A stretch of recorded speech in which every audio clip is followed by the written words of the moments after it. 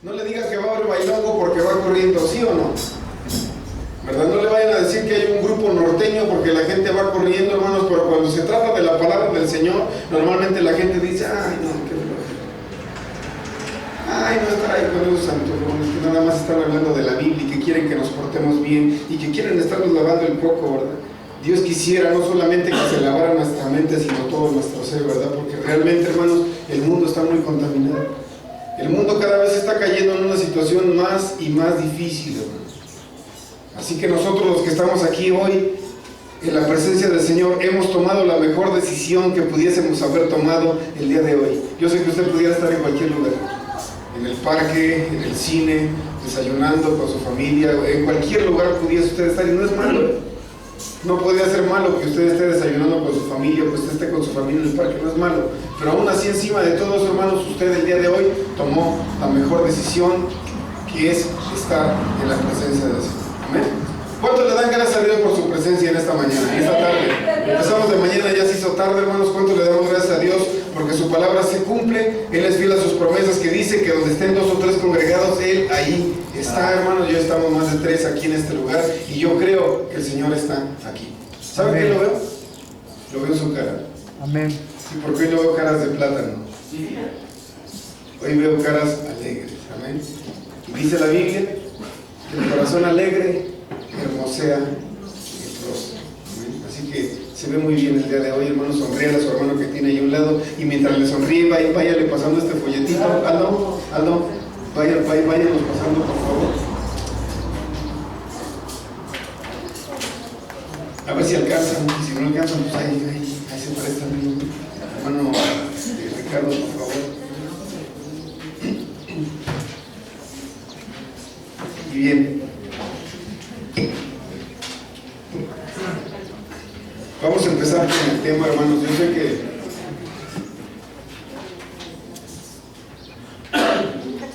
Yo sé que para muchos de ustedes ahí el folletito, ya no me quedé con ninguno, no sobró ninguno.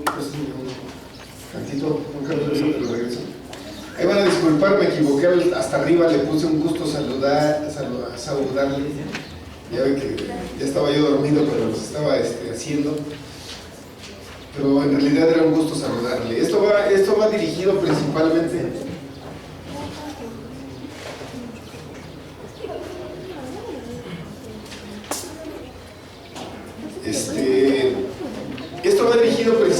hermanos, a ver, yo quisiera hacerles una pregunta aquí en esta tarde a todos ustedes. ¿Cuántos alguna vez habían escuchado de una palabra que se llama Purim? Quiero que sea sincero, quiero que si no lo he escuchado nunca, levante su mano en este momento. Con toda confianza puede levantar su mano, no pasa nada, digo, no es delito. ¿Sí? Ah, tú sí ya habías escuchado. Bueno, vemos varios que no habíamos escuchado esta palabra. Escuche bien, yo se lo voy a leer lo que aquí está escrito. La fiesta de Purim es una celebración registrada en el libro de Esther. ¿Cuántos aquí saben que en la Biblia hay un libro que se llama Esther? Y si no sabe, ahorita lo vamos a ver ahí en su Biblia. Lo que significa que esta es una fiesta bíblica. Escuche bien. Si está en la Biblia, ¿qué significa? Que es bíblico, ¿no? Que ahí está registrado por alguna razón. Ahorita vamos a investigar por qué razón está ahí esta historia, ¿verdad? Pero yo le aseguro una cosa, que por una razón está ahí. A Dios no se le pudo haber pasado nada, Dios no pudo haber puesto ahí algo que no fuese interesante o que no tuviese que ver con nuestra salvación, ¿verdad? Porque si no, no fuese la Biblia. Pero si está ahí en la Biblia, hermanos, tiene un porqué. Entonces dijimos que el libro de Esther está en la Biblia y significa que la fiesta de Purim que está registrada en el libro de Esther es una fiesta bíblica que, si bien, escuchen bien este detalle, no es un mandato de Dios, Dios no lo mandó. Dios ordenó 7 celebraciones ahí en el libro de Levítico, en el capítulo 23, que están registradas aquí en una hoja. Si usted terminando quiere pasar a verlo, lo puede ver. Y esas 7 celebraciones sí Dios las mandó y dijo que eran estatuto perpetuo, ordenanza por todas nuestras generaciones. Esas sí son ordenanzas. Pero esta no.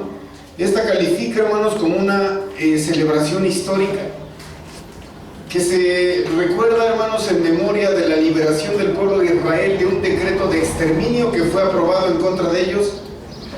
Y se aplica también a nuestra vida espiritual, hermanos, porque todos sabemos que a causa del pecado, escuche bien, estaba decretada la muerte para todos nosotros. ¿Cuántos saben esto? La Biblia dice, por cuanto todos pecaron, están destituidos de la gloria de Dios, ¿verdad? Pero abogado tenemos para con el Padre, ¿a quién? A Jesucristo el justo. Jesucristo, hermanos, al morir en la cruz, nos dio libertad y nos dio esperanza de vida. Eso tiene que ver con nosotros, esta historia, hermano, registrada en el libro de Esther. Aquí dice, quizá pueda resultarle nuevo escuchar al respecto de esto, quizá nunca lo haya escuchado y eso es comprensible, ¿verdad? Quiero que quede clara una cosa, por favor. Hay quien escucha estas cosas y dice, es que esos hermanos son judíos. Es que esos hermanos se meten en cosas que tienen que ver con los judíos, hermano. Eso es una grave equivocación. Eso no es verdad. Yo soy más mexicano que los nopales. Yo no soy judío, soy totalmente nacional de aquí.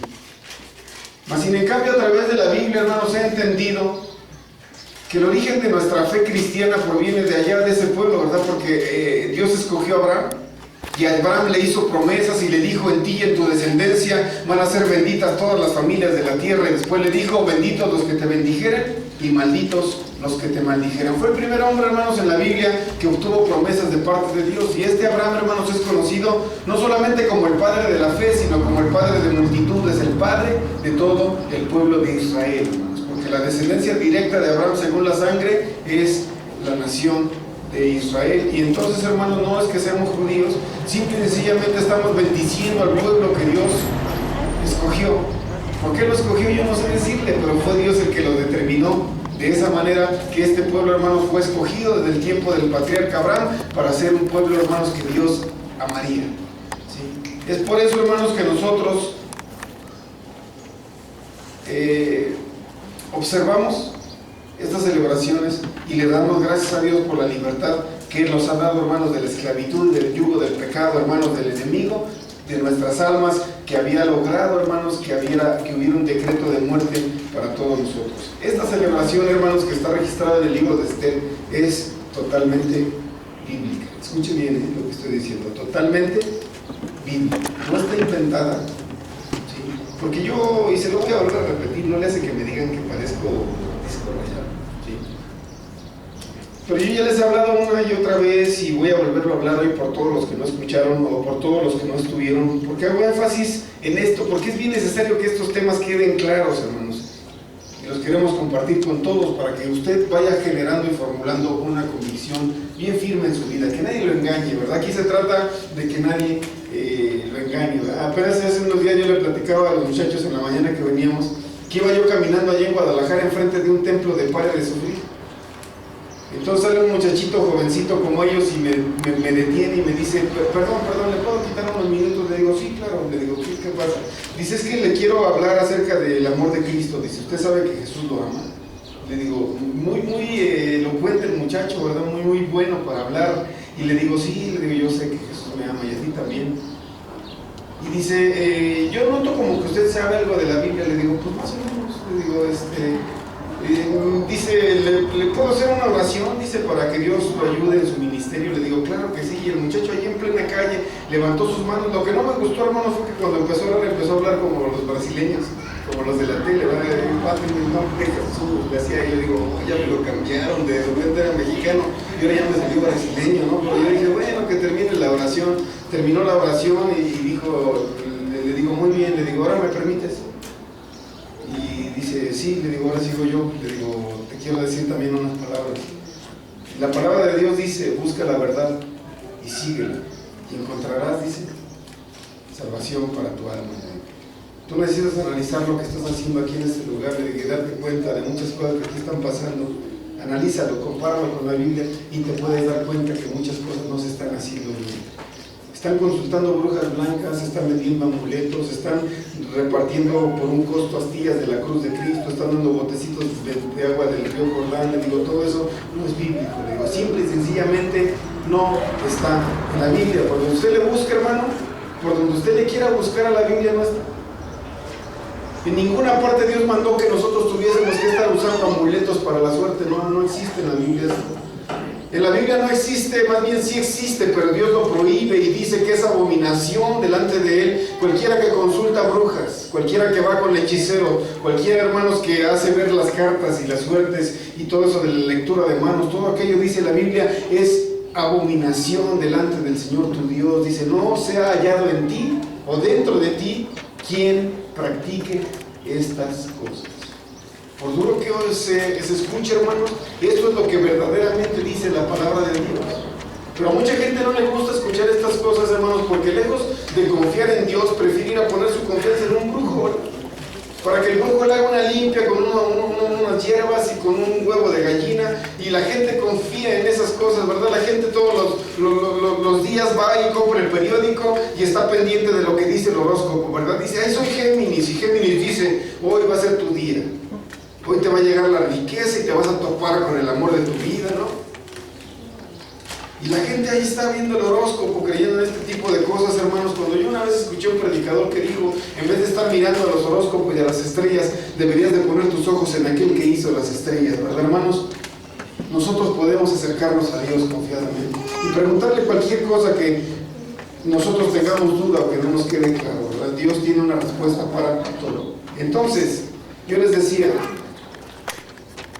hay ciertos conceptos, por ejemplo, dentro del catolicismo, y usted me va a decir, si hay alguien que me pueda enseñar alguno en la Biblia, quiero que levante su mano, por favor, y no es por ofender a nadie, sino que sencillamente estamos dejando claros estos temas, ¿verdad? Para que prosigamos a determinar que lo que está escrito en la Biblia es para nuestro bien, y es correcto, ¿verdad? Pero lo que está fuera de la Biblia, nosotros tendríamos que dudarlo, ¿verdad? Porque si no está en la Biblia, no significa que a Dios se le haya pasado. ¿Usted cree que Dios necesita ayuda de nosotros? Que alguien por ahí le dijera a Dios, oye Dios, ¿qué crees? Que sí, todo está muy bien, pero se te olvidó poner esto. Todo lo que tú pusiste ahí en tu palabra está muy bien, pero se te olvidó poner también esto, te faltó aquello. Dios no necesita ayuda, hermanos. Todo lo que Él tenía que poner aquí, en este libro, lo puso. No le faltó nada. Así que todo lo que no está aquí, que no haya ordenado el Señor, que no haya estipulado el Señor, que no haya mandado escribir aquí el Señor, no tiene fundamento. Es algo que está fuera completamente, hermanos, de lo que Dios estableció.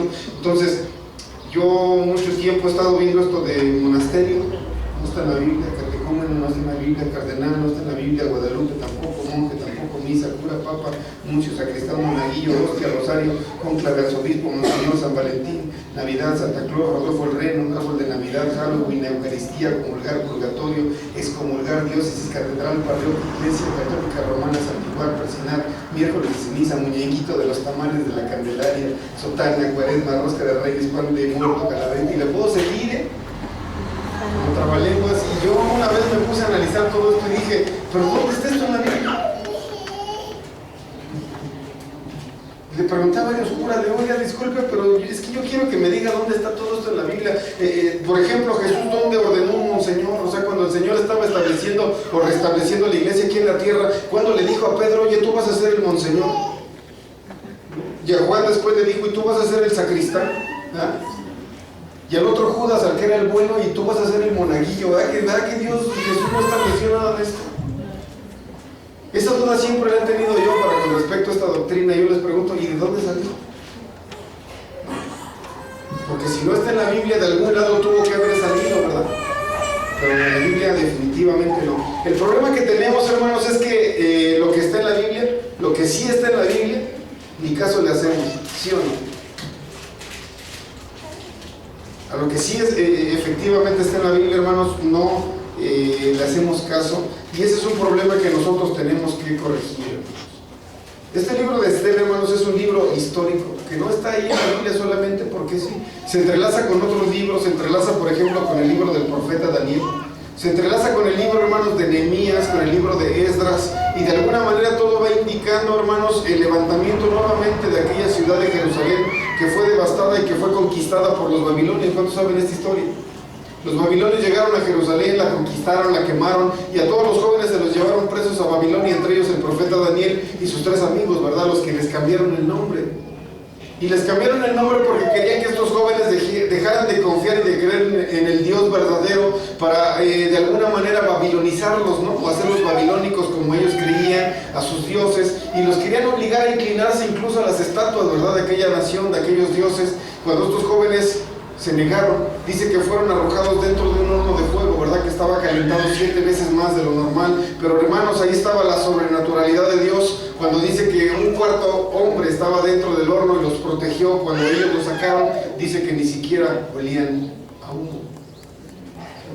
Cuando nosotros confiamos en Dios, hermanos, y hacemos lo que dice su palabra y realmente lo que es su voluntad, escuche bien lo que le voy a decir, una protección sobrenatural va a venir de parte de Dios para nosotros. Pero si nosotros estamos siendo infieles a Dios, si nosotros hubiésemos tomado esa decisión que no tomaron estos jóvenes en ese momento, de arrodillarse delante de aquella estatua del rey babilonio que era Nabucodonosor, ¿qué hubiese pasado si esos jóvenes hubieran tomado una decisión equivocada, hermanos, en ese momento? ¿Usted cree que Dios los hubiera protegido ahí en el horno? ¿Verdad que no? Dios ni siquiera se hubiera tomado la molestia de descender, ¿verdad? Pero dice que cuando el rey se asomó para dentro del horno, dijo, ¿qué no son 3 los que echamos allá adentro? Y los chalanes le dijeron, sí, rey, eran 3 muchachos israelitas los que echamos allá adentro. Y el rey dijo, ¿y entonces por qué veo 4? Y el cuarto, dice, tiene la semejanza al hijo de un Dios. Yo le quiero preguntar quién estaba ahí con ellos en ese momento. Cristo Jesús, hermano. Y la situación podría haber parecido negativa, ¿verdad? ¿Quién le gusta que lo echen a quemarse en un horno? Créanme lo que si nosotros hubiésemos estado ahí en ese momento, quizá hubiéramos dudado y hubiéramos dicho, pues esto ya se acabó. Pues esto me gustaba, nada más esto fue lo único que me gané con eso de andar de cristiano, ¿no? Más fácil me hubiera arrodillado, no me hubiera pasado nada, y miren, ahora ya chafeo. Pero aquellos jóvenes, hermanos, y eran jóvenes, escuche bien, porque ni siquiera estaban ya maduros, eran jovencitos, tomaron la decisión correcta en ese momento y dijeron, no nos vamos a arrodillar ante la estatua del rey, pase lo que pase, nosotros vamos a mantenernos firmes en la fidelidad a nuestro Dios, el Dios verdadero, el Dios de Israel. Sí, porque es que me le digo que la Biblia, al Dios que registra es al Dios de Israel, hermano, no es al Dios de Roma, no es al Dios de México, no es a la Virgen de México. La Biblia, al Dios que registra es al Dios de Israel. Él es el llamado Dios Todopoderoso, hermanos, Él es el llamado Dios Eterno, Él es el llamado Príncipe de Paz, hermanos, y la Biblia le da muchos nombres a nuestro Dios, o muchos calificativos, ¿verdad? El Shaddai, el gran yo soy, el que es, el que era y el que ha de venir, hermano. Y si usted le sigue buscando, se va a dar cuenta, hermano, que nuestro Dios tiene muchas personalidades, que nuestro Dios es un Dios completo, que no necesita ayuda, que no necesita, hermanos, que lo hagamos imagen, que no necesita que lo comparemos con nadie, y también dice que no comparte su gloria con nadie. ¿Cuántos han leído esto? Dios no comparte su gloria con nadie, hermanos. Dios es Dios y la gloria, hermano, solamente es para Él. Amén. En un momento les vamos a poner ahí un video en la computadora. Yo sé, si me ayudas. Yo estaba puesto ahí en el programa de reproducción de video.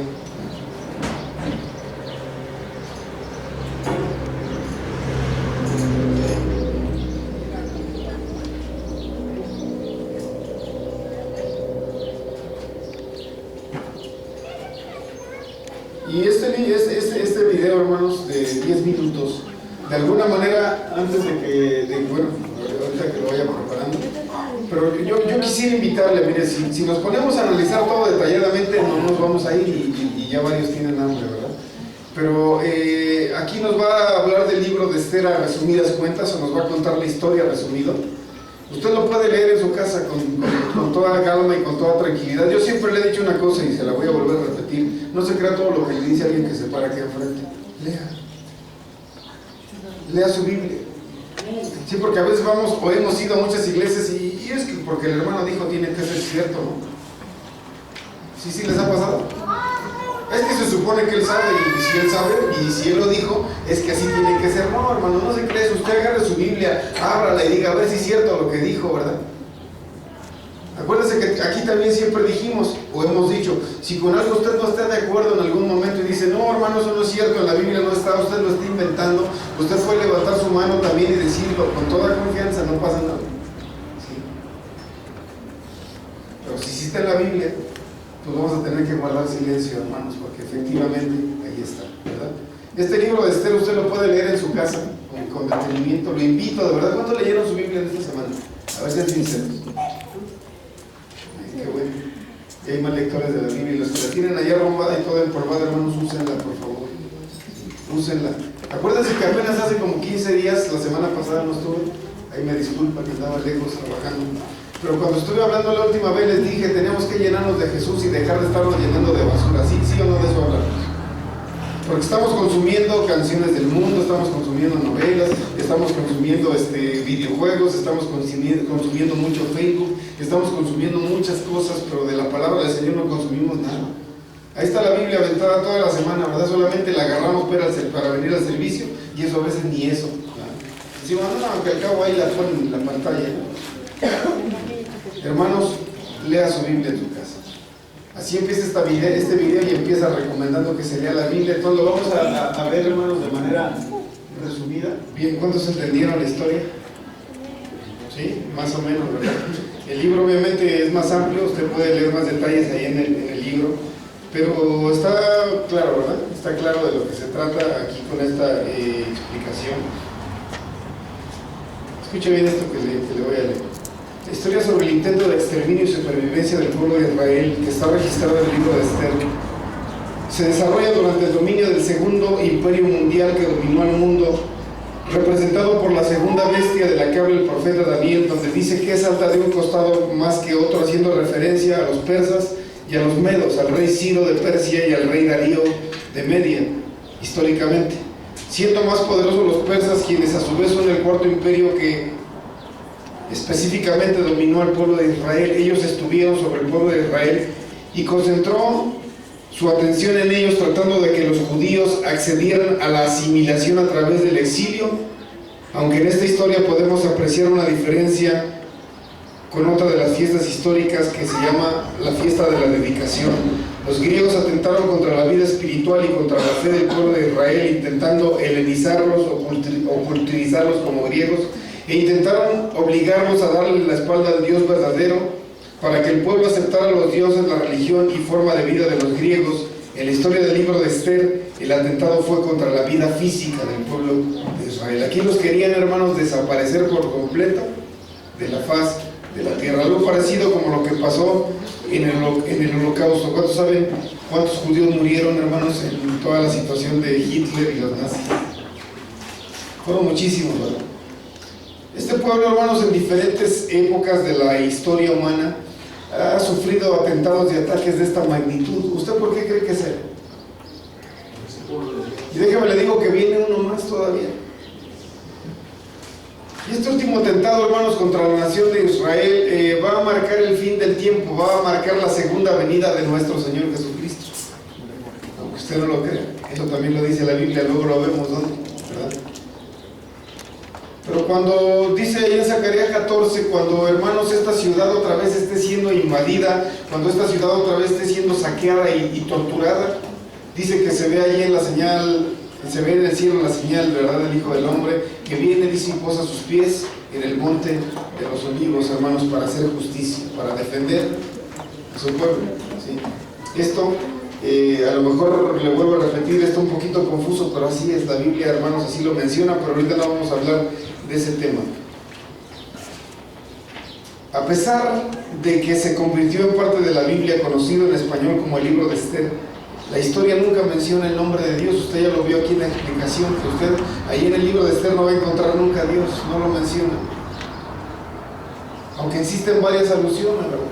Alguien por ahí dice que fue mano negra, porque detrás de todo finalmente Dios estaba orquestando las cosas que estaban pasando, ¿verdad? Finalmente ahí Dios estaba manejando la situación a conveniencia del pueblo, ¿verdad? Dios finalmente tenía un plan para librar al pueblo de esta situación.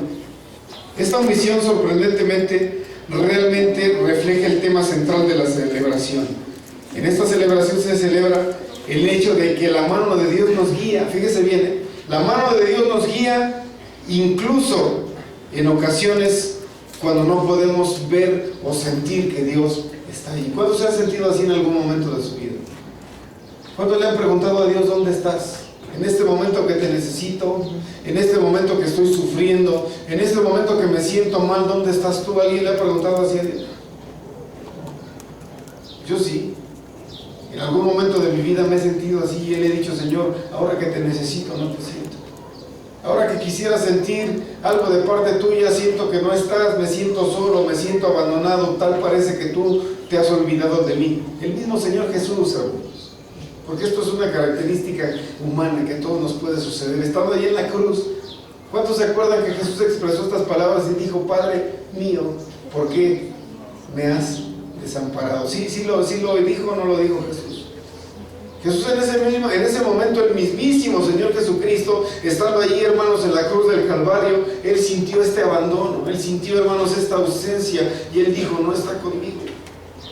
Estaba hablando obviamente de su humanidad, ¿verdad? Estaba hablando obviamente, hermanos, su situación corporal, no estaba hablando su espíritu, estaba hablando su cuerpo, que decía, ¿por qué me has desamparado? En ese momento Él se sintió solo, hermanos, así como muchas veces nosotros nos hemos llegado a sentir en esta condición. Pero aún, hermanos, ahí, en esa situación que nosotros podamos sentir, escuche bien, Dios está ahí y su mano está guiando, hermanos, lo que Él tiene preparado para nosotros. Nosotros quizá no lo podemos entender, pero Dios, hermanos, ahí está. Cuando leemos el libro de Esther, no encontramos dramáticos cambios en la ley de la naturaleza, sino una serie de eventos aparentemente desconectados que finalmente llevaron a la salvación del pueblo de Israel. Tal parecía que no iba a suceder, pero de alguna manera las cosas se fueron dando para que al final, hermanos, el pueblo pudiera obtener la libertad y la salvación del exterminio, ¿verdad? Fue complicado, hermanos, pero realmente sucedió. Cualquiera que conozca la historia del pueblo de Israel se va a dar cuenta que este patrón de la celebración de Purim y la historia del libro de Esther se ha repetido en numerosas ocasiones. Le ha pasado al pueblo muchas veces, al pueblo de Israel. El hecho de que el judaísmo y el pueblo de Israel haya sobrevivido por 3.300 años es en sí mismo un milagro, porque han sufrido, hermanos, muchas persecuciones, han sufrido muchas muertes. Durante 3.300 años han sido un pueblo, hermanos, que ha sido perseguido por su fe, mas sin en cambio han sobrevivido.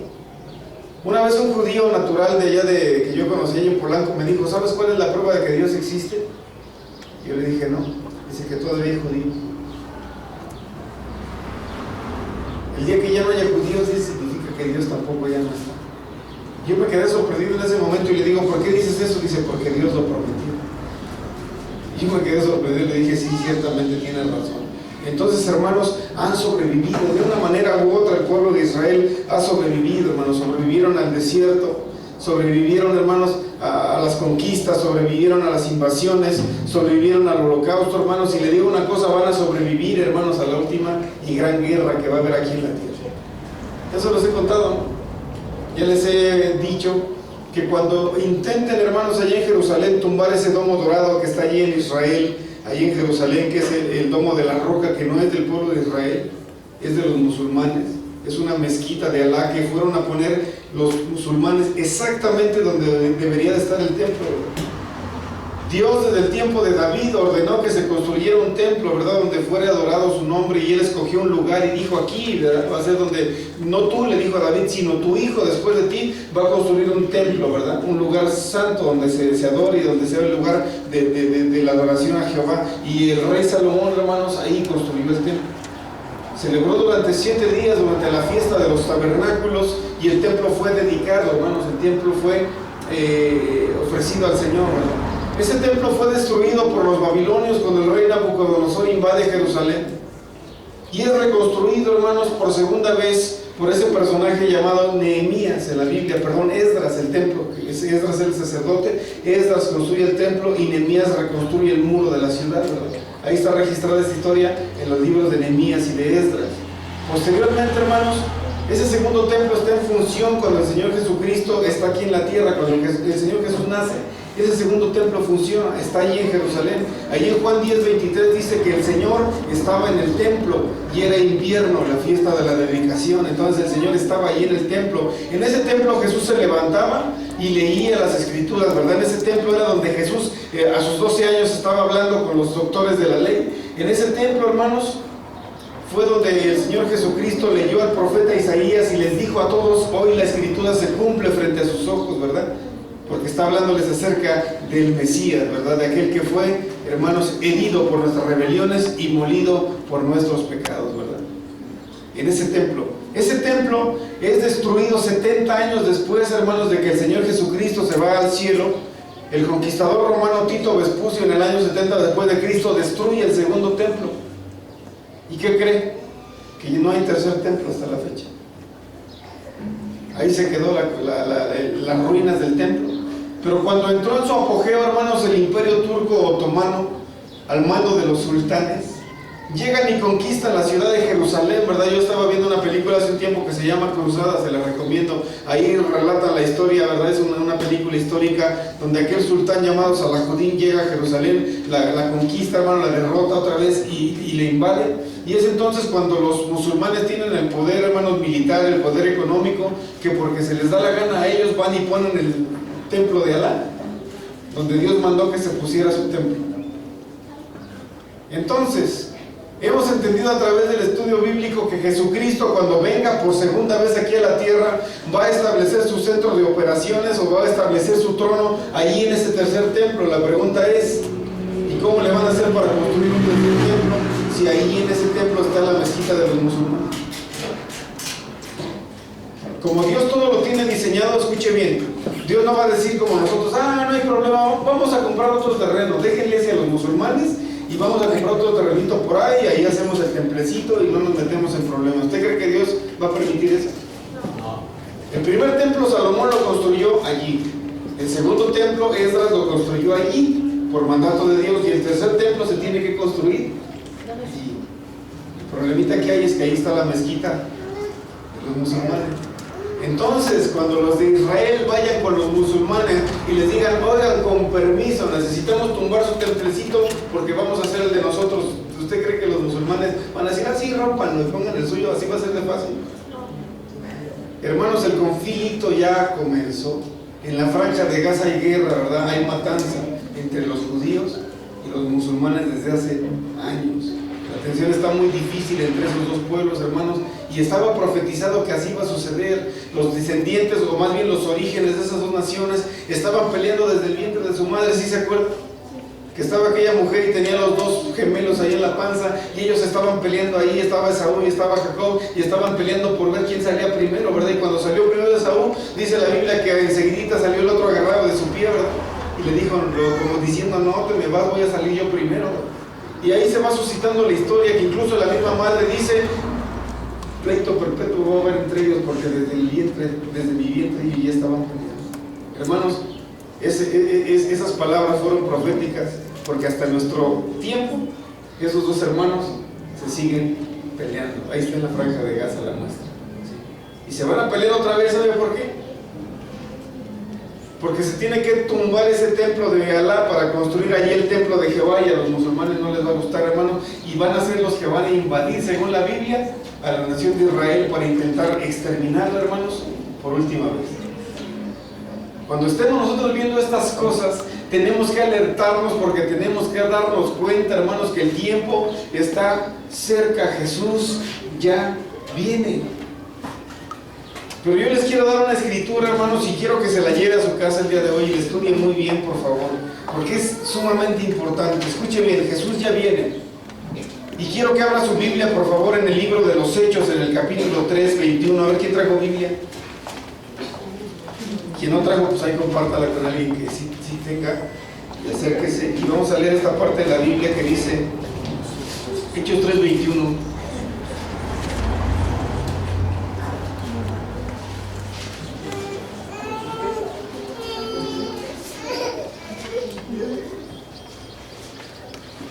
Vamos a leer desde el 18, hermanos. Esta escritura está muy buena, es muy importante esta escritura. 3:18 dice así la palabra del Señor: pero Dios ha cumplido así lo que había antes anunciado por boca de todos sus profetas. Fíjese, ¿de quién?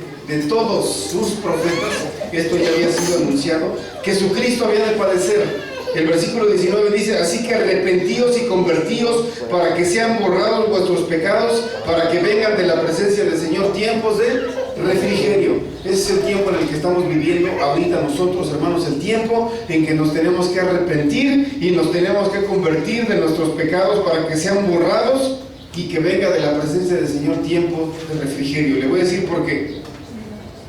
Porque Jesús ya viene. Para que Él envíe a Jesucristo, que os fue antes anunciado, escuche bien esto está bien bueno, a quien es necesario que el cielo reciba. Otra versión dice que el cielo lo retenga hasta los tiempos de la restauración de todas las cosas que habló Dios por boca de sus santos profetas, que han sido desde tiempo antiguo. Yo le quiero preguntar, hermano, en esta tarde, ¿a qué se refiere aquí la palabra con restauración de todas las cosas?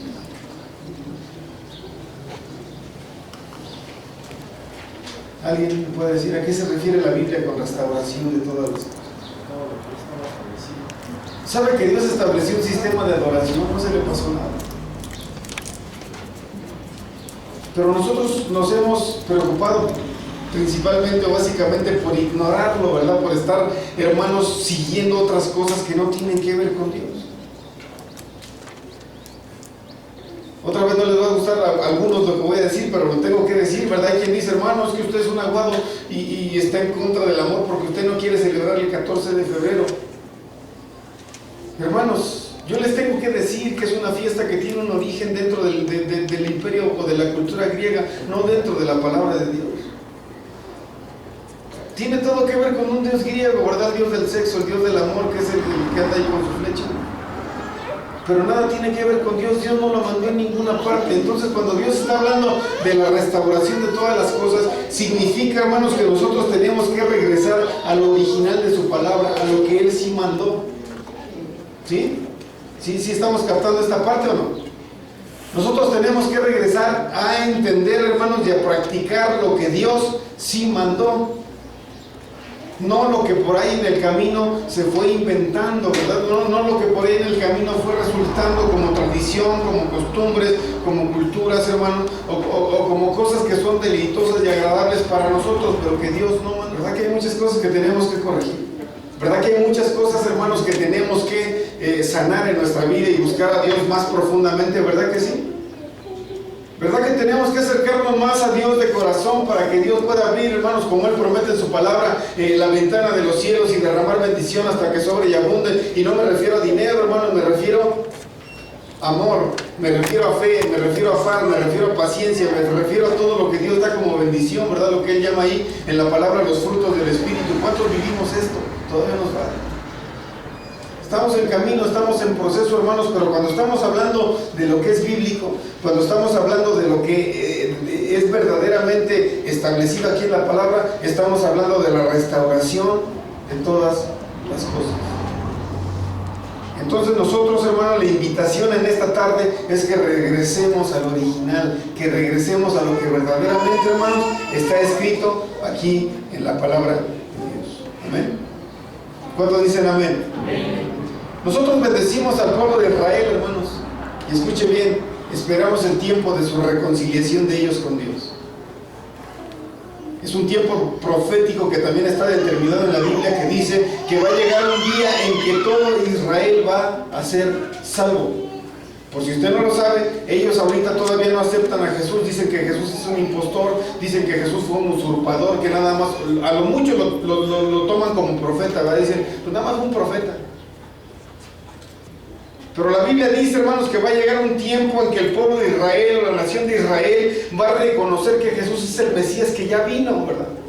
Porque ellos lo están esperando por primera vez, hermano, nosotros lo estamos esperando por segunda vez, pero va a llegar un momento en que mucho pueblo de Israel se va a dar cuenta que el Mesías ya estuvo aquí en la tierra, hermanos. Ellos esperaban un caudillo, ellos esperaban un guerrillero que en ese momento hiciera guerra en contra del Imperio Romano y lo salvara, ¿verdad?, de aquella opresión. Y se pusieron muy mal cuando se dieron cuenta que era el hijo de un carpintero que había nacido en una ciudad humilde, ¿verdad? Dijeron, no, pues este no es el que esperábamos, el hijo de un carpintero. Nosotros queremos a Rambo, ¿no? Ellos querían a Rambo con su metralleta, ¿verdad? Llegó un hombre con un martillo y un clavo, ¿verdad? A hacer mesitas. Y dijeron, no puede ser posible, esto no nos puede estar pasando a nosotros. Pero fue así, hermanos. En realidad, el hombre más importante, escuche bien esto, el hombre más importante de la historia de la humanidad es Jesús de Nazaret. ¿Cuántos lo saben? Porque el tiempo está dividido en antes de Cristo y después de Cristo, no está dividido en antes de Buda ni después de Buda, ¿verdad que no? Ni está dividido en antes de Alá ni después de Alá, está dividido en antes de Cristo y después de Cristo, hermano, porque el personaje que marcó la historia, hermanos, hasta el día de hoy es nuestro Señor Jesucristo. Él no tuvo un ejército, escuche bien, no tuvo un ejército, nunca agarró un arma en sus manos, pero conquistó al mundo entero. Entre ese mundo, usted y yo. Él no tuvo estudios en las mejores universidades, ni se la pasó, hermanos, en institutos para pastores, ni en escuelas teológicas, ni nada de eso. Pero todo el mundo le decía, maestro. ¿Sí? Él no tuvo un lugar en la sociedad, no tenía alcurnia, no tenía dinero, hermano, no tenía limusina, no tenía helicóptero privado como muchos pastores hoy en día. O como muchos políticos, ¿verdad?, que lucran con la necesidad del pueblo. No tenía nada de eso, pero todo el mundo le llamaba y le sigue llamando hasta el día de hoy y le seguimos llamando hasta el día de hoy Señor. Amén. ¿Cuántos reconocen que Jesús es nuestro Señor? Amén. Amén. Y ahí le damos la gloria, hermanos, y le damos la honra hoy en esta tarde. Vamos a terminar. En la historia del libro de Esther, escuche bien, esta es la conclusión. Yo quiero que ponga mucha atención a esto porque tiene que ver con usted y tiene que ver conmigo. En la historia del libro de Esther podemos ver reflejada nuestra propia historia. Y podemos entender que para nosotros había un decreto de muerte a causa de la desobediencia. ¿Sabe que la desobediencia comenzó allá en el huerto del Edén cuando Adán y Eva de alguna manera se les ocurrió tomar una mala decisión? Dios les dijo, van a hacer esto, y ellos dijeron, nosotros vamos a hacer lo que nosotros queremos, tomaron una mala decisión, y ahí comenzó, hermanos, en este caso, para nosotros, hermanos, el decreto, que era un decreto de muerte. Romanos 3:23 dice, por cuanto todos pecaron, están destituidos de la gloria de Dios. A través del diablo, el enemigo de nuestras almas, quien representa al malvado Amán. Escuche bien, aquí vemos un personaje llamado Amán que está buscando cómo destruir al pueblo porque le cayeron mal, porque no le adoraron, porque no se arrodillaron delante de él. Este Amán, hermanos, ya lo compramos para que los niños le peguen ahorita con un palo. Ahí está. Este Amán representa al enemigo, hermanos, que ha estado buscando siempre la oportunidad para hacernos caer a nosotros. ¿Sí o no? ¿A cuánto no nos ha metido el pie el enemigo, hermanos? ¿Verdad? Y viene y nos mete en la cabeza ideas locas, ¿verdad? Y que empezamos nuestra mente a patinar y a querer tomar decisiones que nosotros creemos que son las correctas, pero dice la Biblia, hay caminos que al hombre le parecen derechos, pero su fin es camino de muerte, y el que está orquestando todo eso en la mente del ser humano es el enemigo de nuestras almas. Está representando a este malvado Amán. Y este decreto, hermanos, se había formulado para todos nosotros teníamos derecho a ese decreto de muerte, pero, hermanos, el sacrificio de Jesús en la cruz nos trajo una nueva oportunidad. Esperanza de vida en medio de la sentencia de muerte, hermanos, y esta esperanza es que a todo aquel que en Él crea no se perderá, sino que tendrá vida eterna. Y también dice otra parte de la Biblia, vida en abundancia. Esto lo dice en Juan capítulo 3, 16. Ahora, hermanos, a nosotros Jesús nos da la oportunidad de defendernos. Escuche bien, a través de un nuevo decreto, hermanos, Jesús nos da la oportunidad de defendernos y de luchar por nuestras almas para alcanzar, hermanos, y para encontrar la salvación. El día de hoy aquí estamos luchando y celebrando, hermanos, que Dios nos ha dado vida. Este es el motivo por el cual nosotros le damos gracias a Dios y hacemos fiesta, porque Él nos ha dado libertad. El acta de los decretos, hermanos, que había sido dictada en contra de nosotros, ha sido abolida y ha sido clavada en la cruz a través del sacrificio de nuestro Señor Jesucristo. ¿Cuántos dicen amén? Amén. Colosenses capítulo 2, versículo 8. Esta es la última escritura, hermanos. Y con esto vamos a terminar y a comprobar todo esto de lo que estamos hablando. Colosenses 2.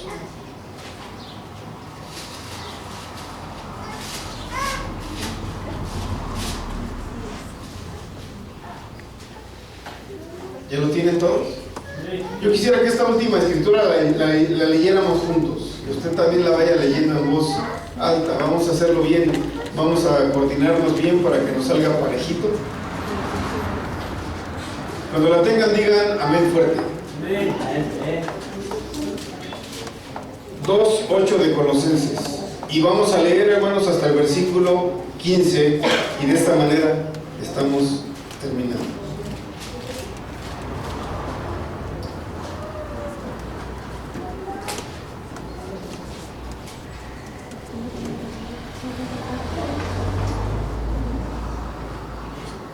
¿Listos? El versículo 8 del capítulo 2 de Colosenses dice, todos juntos: mirad que nadie os engañe por medio de filosofías y huecas sutilezas, según las tradiciones de los hombres, conforme a los rudimentos del mundo y no según Cristo. Aquí está claro, ¿no? Vamos a hacer pausa ahí. Dice, no conforme a las tradiciones de los hombres, y que no son según Cristo, ¿verdad? El versículo 9 dice, porque Él habita corporalmente toda la plenitud de la deidad, y vosotros estáis completos en Él, que es la cabeza de todo principado y potestad. En Él también fuisteis circuncidados con circuncisión no hecha a mano, al echar de vosotros al cuerpo pecaminoso carnal en la circuncisión de Cristo. Versículo 12.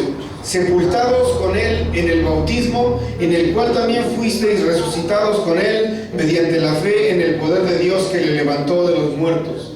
Y a vosotros, estando muertos en pecados y en la incircuncisión de vuestra sangre, de vuestra carne, os dio vida juntamente con Él, perdonándoos todos los pecados, anulando el acta de los decretos que había contra nosotros, que nos era contraria, quitándola del medio y clavándola en la cruz, y despojando a los principados y a las potestades, los exhibió públicamente, triunfando sobre ellos en la cruz del Calvario. Nosotros, hermanos, somos libres. ¿Cuántos dicen amén? Amén. ¿Cuántos son libres aquí en esta tarde? Amén. Amén. Dios, hermano, nos ha dado vida y nos ha dado libertad.